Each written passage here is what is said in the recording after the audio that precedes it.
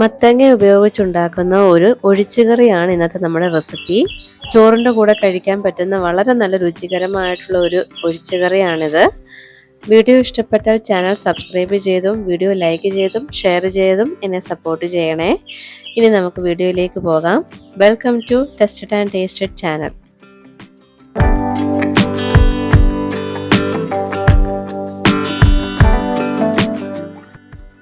ആദ്യം കറിക്ക് വേണ്ട പൊടികളൊന്ന് ചൂടാക്കിയിട്ടെടുക്കണം. അതിനായിട്ട് ഞാനിവിടെ 1/4 ടീസ്പൂൺ മഞ്ഞൾപ്പൊടി എടുക്കുന്നുണ്ട്.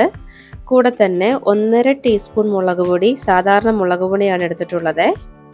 പിന്നെ വേണ്ടത് 1 ടീസ്പൂൺ മല്ലിപ്പൊടി. ഇനി ഇതൊന്ന് നന്നായിട്ട് ചൂടാക്കിയിട്ടെടുക്കണം. ലോ ഫ്ലെയിമിലിട്ട് ഇളക്കി ചൂടാക്കണം. കരിയാൻ പാടില്ല. ചെറുതായിട്ടൊന്ന് ചൂടാക്കി കിട്ടിയാൽ മതിയാകുവേ. ഇനി ഈ ചൂടാക്കിയ പൊടികളെല്ലാം ഒരു മൺചട്ടിയിലേക്ക് ഞാൻ ഇട്ട് കൊടുക്കുകയാണ്. ഞാനിവിടെ ഫ്ലെയിം ഓൺ ചെയ്തിട്ടില്ല. ഇനി ഇതിലേക്ക് ഞാൻ ചേർക്കുന്നത് മത്തങ്ങ ചെറിയ കഷ്ണങ്ങളാക്കി അരിഞ്ഞെടുത്തിട്ടുള്ളതാണ്. 200 ഗ്രാം അളവിലാണ് ഞാൻ മത്തങ്ങ എടുത്തിട്ടുള്ളത്. ഇനി ഇതിലേക്ക് നമുക്ക് നെല്ലിക്ക വലുപ്പത്തിൽ അല്പം വാളൻപുളി പിഴിഞ്ഞൊഴിച്ചത് കൂടെ ചേർക്കാം. ഇനി ഇതിലേക്ക് വേണ്ടത് ആവശ്യത്തിനുള്ള വെള്ളമാണ്. വേവുന്നതിന് ആവശ്യമായ വെള്ളം ഒഴിക്കാം. ആവശ്യത്തിനുള്ള ഉപ്പും ചേർത്ത് നന്നായിട്ടൊന്ന് വേവിച്ചെടുക്കണം. ഇത് വെന്ത് വരുന്ന സമയം കൊണ്ട് നമുക്കിതിന് വേണ്ട അരപ്പ് തയ്യാറാക്കാം.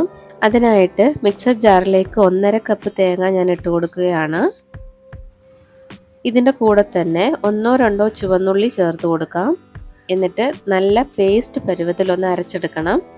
അരച്ചെടുത്തിട്ടുണ്ട്.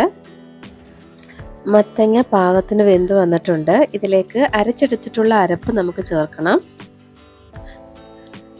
എന്നിട്ട് കുറച്ച് വെള്ളം കൂടി മിക്സ് ചെയ്ത് ബാക്കിയുള്ള അരപ്പ് കൂടി ഒന്ന് ഒഴിച്ചു കൊടുക്കാം. ഒരു തവി ഉപയോഗിച്ച് നല്ലതുപോലെ ഒന്ന് ഇളക്കി യോജിപ്പിച്ചെടുക്കണം. കറി ഇവിടെ നന്നായിട്ട് തിളച്ച് വന്നിട്ടുണ്ട്. ചാറ് ആവശ്യാനുസരണം നമുക്ക് പറ്റിച്ചെടുക്കാം.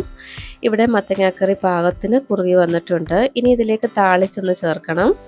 വെളിച്ചെണ്ണ ഒഴിച്ച് അല്പം കടുകിട്ട് വറ്റൽമുളകിട്ട് ചുവന്നുള്ളി അരിഞ്ഞതിട്ട് അതിലേക്ക് അല്പം കറിവേപ്പിലയും ചേർത്ത് നന്നായിട്ടൊന്ന് മൂപ്പിച്ചെടുക്കണം.